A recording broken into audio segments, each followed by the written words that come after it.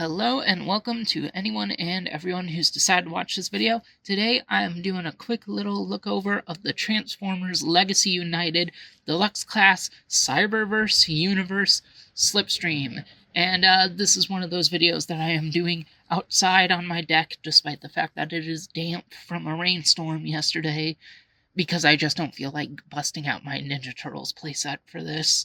So there might be some background noise from whoever is out and about in this early morn, but I don't really care. We gotta talk about Slipstream, and just how, first of all, I am personally very happy to finally own a toy of this character, because if you do not know, Slipstream originates from my oh-so-favorite of the Transformers shows, Transformers Animated, as the female Seeker.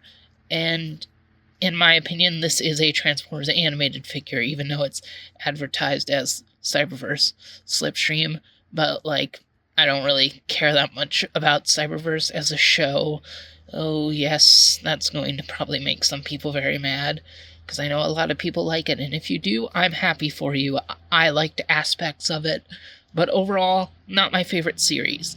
And even then, even though Slipstream was introduced and animated, I would not call her the best character in that show by any means, but we did get Slipstream in the Legends graphic novels from Takara, or, well, mangas, I guess is what they really should be called, that came either on the Takara website or on the instructions of the Legends figures, where we got a perfected Slipstream, where she was a repaint remold of Windblade, and that is what this toy is, really. They call it Cyberverse Slipstream, and there are some small hints to her Cyberverse design, but this is really just a return of that good old Legends manga Slipstream, which is the version of the character with the most personality and the most uniqueness to her that makes her her own character and not just Girl Starscream, and in my opinion, is the Slipstream that should carry on through Transformers. And yes, so let's quickly look at this jet mode. It is a beautiful purple and teal VTOL jet. You can articulate the little fans, and yeah, her color scheme is supposedly based on all those generic Seekers from those first two episodes of the Sunbow cartoon back in the 80s, but I mean, none of them were really these particular shades. I've also heard that she's potentially an homage to G2 Ramjet, which these colors are far closer to that, so maybe that is the more accurate of the two. And yeah, she's very nice looking. She is, of course, a Windblade jet. I do not have the Cyberverse Windblade that Legacy did. I felt no need to get it because I love my Titan's Return version, and I felt no need to upgrade, quote-unquote, my Windblade. But that said, I'm really liking this figure. I think it is a decent take on Slipstream, and I am sure it is a really good Windblade, but it just wasn't a Windblade I needed. So, yeah, pretty nice, very exposed legs. That's kind of a thing with every Windblade mold, but, you know, they look fine, and they look still very pretty jet-like with the intakes here on the back. The knee pads are probably the most obvious bit. I mean, the feet are too, but, I mean, you know, that happens from time to time. And as usual with Seeker jets, the exposed null rays under the wings, it's iconic, but it does look pretty odd. It usually does.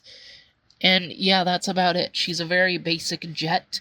She has a single landing gear, plus those fins down there, so she can stand evenly, but, she ain't gonna roll around or anything, so you can lift her up, you can make her go whoosh, whoosh, whoosh.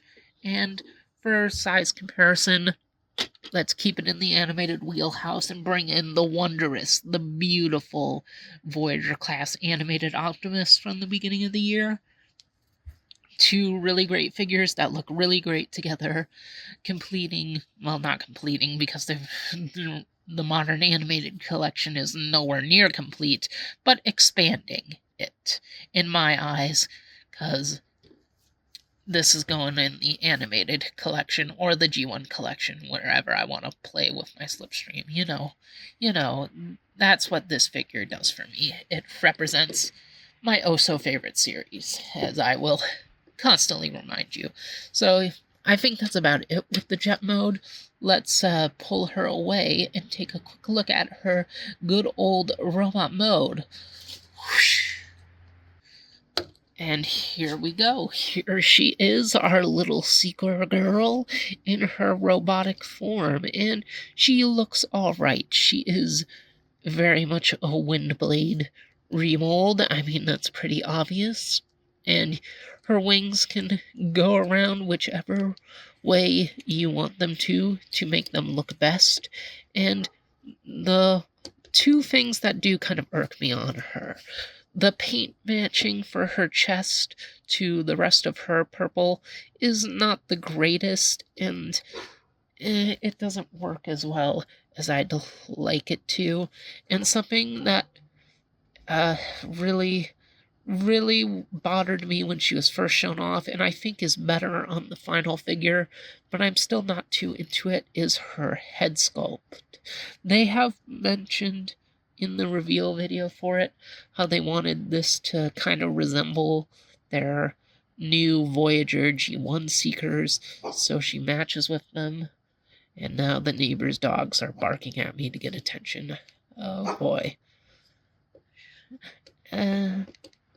Anyway, and yeah, so she's sculpted to try and match the head design of the male Seekers, and I do feel like that was a mistake. I think they should have given her a bit of a more rounded head, like Slipstream tends to have. She does still have unique features. The face is slightly more feminine, and she does have the little horns and the red jewel on her forehead that invoke that Cyberverse design. It's not truly the Cyberverse Slipstream, but it is there, and I appreciate that. And I think the head sculpt looks a lot better in person than it did in renders or early reveal videos, but I'm still not that big a fan of it. And yeah, another thing is when transforming her, she has these panels that fill in her legs, which I appreciate, and they also tab into these tabs for vehicle mode. And I feel they are a little finicky to mess around, mostly because this joint here is really tight. So that's something you want to be a little bit careful with when transforming her. And she's got a big old backpack. Seeker jets tend to, most jet transformers tend to, so I don't think that's that much of a problem. And then there is another big qualm with this figure, which is that they did not remold her forearms here at all from Windblade, and that is upsetting because when you give her her null rays, they can't go onto her arm like you would want them to. She basically has to hold them in her hands, as Hasbro showed us in the promo photos for her. That said, there actually are ports underneath. Since I didn't get Windblade, I didn't even realize she had those at first. So you can have her hold them like this, which looks alright, and I think is how I'm probably going to do it, just to shorten the length of the guns on her arms, because I think when held in her hand, they maybe seem a little bit too big. But that does expose all this hollowness in the molding. So that is a little upsetting, but it's not the end of the world. It just stops this figure from being perfect. It's definitely not the greatest take on Slipstream. Or maybe it is. I don't think it's a bad one. I mean, it's the first Slipstream figure I've been able to get a hold of. I don't have the Legends one, as much as I love the look of it.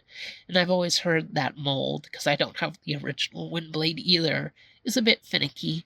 And I don't have the Collectors Club Slipstream that used the TF Prime mold. And I personally just don't want it. I'm not the biggest fan of TF Prime or its Starscream design, and I really don't like it as a Slipstream design. I liked it as that Thundercracker repaint they did in Japan, but, that's not really relevant to this video. And, yeah, she's got all the basic articulation. She's actually, honestly, really nice, even with the flaws. She's a very decent overall figure, and it's nice to get Slipstream finally as a regular mainline figure. And I mean, she did have some figures in the Cyberverse toy line, I guess, but I don't think anybody likes those. And yeah, she's got decent articulation overall. There's not that much more to say about her other than I kind of like what they did with the tail wings here, forming a second part of her heel joint for her ankle tilts. That's probably the only other thing I gotta say about her. And also another animated size comparison. Oops. Here with Optimus, adjust the camera. And I mean, yeah, you can nitpick me. This would not be the accurate scale for TF Animated. She would basically be the same size as Optimus, if not a little bit bigger, because every Decepticon was gigantic in that show. But this works for me.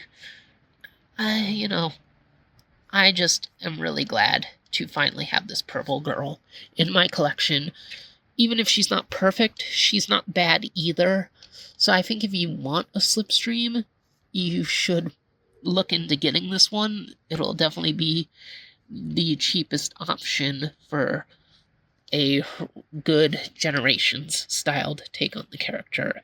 Of the three, this is obviously the easiest one to get. The only real flaw is the way she holds her guns, and maybe the head sculpt annoys you too. It doesn't annoy me as much as I thought it would, but I still have some problems with it. And yeah, that's about it. She's a decent figure. I like Slipstream a lot. I hope she gets to be more prominent as Transformers goes on, and she gets to be expanded more. Because even though I think Legends really made her special, I still think she's kind of there just to be Girl Starscream, and I want her to be a little bit more. Be her own villain. I think we gotta take what Legends did with her and just expand on it. But as a general Slipstream thing, as a fan of the concept, I think this is a great Slipstream figure, and something I think you should get if you are a Slipstream fan or want some Slipstream on your shelf. Ugh. Tongue-tied a bunch today, I guess. So, I think I've rambled on enough about this little lady right here, so thank you all for watching. See you guys around. Greetings, human germs. It is I, Skywarp. Lord Megatron demands that you subscribe to this channel. If you do, then you may be spared from the Decepticon conquest of Earth. You would be wise to do as he says.